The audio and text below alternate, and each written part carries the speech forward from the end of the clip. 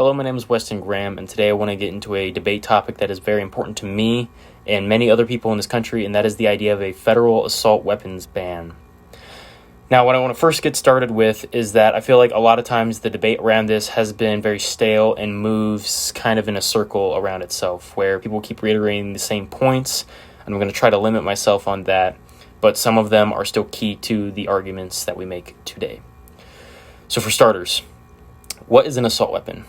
Well, this is one of the main issues that people take with an assault weapons ban is that there's not really a single definition for what an assault weapon is and what makes it a assaulty or assault weapon in the first place. And this is because it stems from a place of ignorance.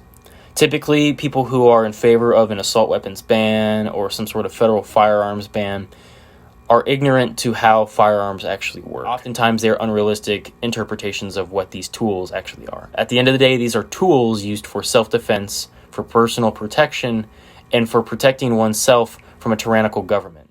And we can look at dozens of examples today of countries that have a firearms ban or had very tight restrictions on firearms that are now in desperate need of them. We can take a look at Ukraine, for example, a country that has just been recently invaded by Russia last year and is currently going through a major conflict. The government has since been providing weapons to fighters on the front lines and citizenry to defend the homeland. Now, is it ever likely that the United States would get invaded here? Not really, no. But the weapons that people own here and the citizens that use them act as a deterrent from foreign invaders in this country as well. And now we can look at countries like Myanmar that have an oppressive military regime that has taken control and is using its military power to effectively ethnically cleanse Rohingya Muslims from the country. Few groups in that country have taken up arms, but they're ill-equipped and are not receiving much external support. So what are they doing? So oftentimes they have been taking 3D printing models of firearms that you can get online, and they've been mass producing these weapons to effectively arm these fighters against this genocidal military, this oppressive. So how do both of these cases relate back to the United States? How are they applicable here? Well, in both of these cases, they are instances in which a tyrannical regime is being fought back against by people who have firearms to protect themselves and their homeland. And what I want to tell you guys here is that it is important to know that in this country, you have the right to protect and defend yourself. Never let anyone tell you that you do not have the right to protect and defend your life and that your life is not worth protecting.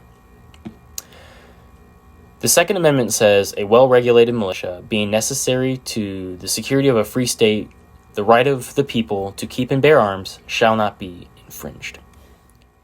What I'd like to end on is an important note about the Second Amendment. The Second Amendment is a tool.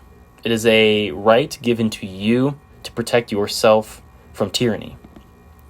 It is a right that limits the government and keeps it in check because the people are the ones who are in control of the government. It should not be the other way around. In these examples, we can see that governments will oppress their people and will take advantage of them if they aren't able to defend themselves. Assault weapons is a made-up term utilized by bureaucrats to justify controlling you and taking away your rights to self-defense. My name is Weston Graham, and there should not be a federal firearms or assault weapons ban in this country ever again. Thank you for your time.